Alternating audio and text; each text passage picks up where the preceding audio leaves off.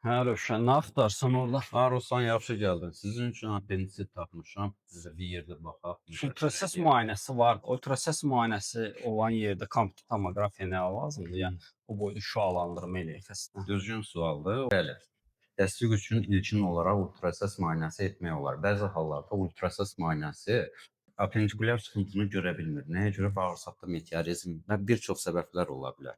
Amma klinik əlamətlər varsa, laborator analizlər onu göstərirsə, kompüter tomoqrafiya müayinəsi mütləqdir. Çünki kompüter tomoqrafiya müayinəsi bunun üçün ən informativ bir metoddur. Hə, razıyam. Bax, O apendisitlər tutaq ki, nəyə görə yaranır? Bizdə uşaqlıqda deyirdilər ki, semiçkanı qabıqlı yemə, hə, hər qabığı hansı gedir bir fışqırır. tumları diri-diri Bəli udma. və Bu apendisitin buna səbəb yaranması olur. apendisitin yaranmasında deməli Aha. yad cisim etiologiyası var. Düzdür, nadir rast gəlinir, amma var.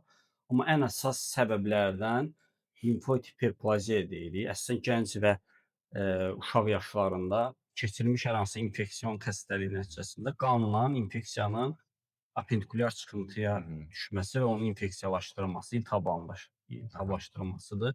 İkinci yerdə fekal litlər, nəcis daşları, yəqin sən Bəli, bəli, bizdə testdə görürsən. apendikolit Hə. deyirik biz ona. Sonra Gör. bağırsaq parazitləri Aha. vərəm mənşəli ola bilər. Bağırsaq vərəmi, Hı qarın hı. boşluğu vərəmi səbəb yarada bilər. Eee, bir də yad cisimlərdən heç xəbərin var? Məsəl üçün uşaqlıq spiralı belə Hətta o apendikulyar necə olur? çıxıntı Yəni iltihabına onun səbəb ola gedişatı necə bilər. olur? Eee, uşaqlığa qoymuş spiral bəzən onu perforeyə eləyə bilir. Yəni Hı deşib hı. qarın boşluğuna nüfuz eləyə bilir və Hı hı. qonşu orqanlardan biri də sağ qalça çuxurunda Hı hı. apendikulyar çıxıntıda onu iltihablaşdıra bilər və perforasiya olmadan da hətta Hı hı. kiçik çanaq infeksiyası yarada bilər. Ginekoloqlar tez-tez rast gəlir. Uşaqlıq Və spiralının apendikulyar ağırlaşması çıxıntının da üçün və birbaşa orada təsir ikincili olaraq bəli, apendikulyar infiltrat. çıxıntını iltihablaşdıra bilər. Belə deyək, onda bu da sizin Baxaq üçündür, qanda yəni bir yerinə. əməliyyatlıqdır.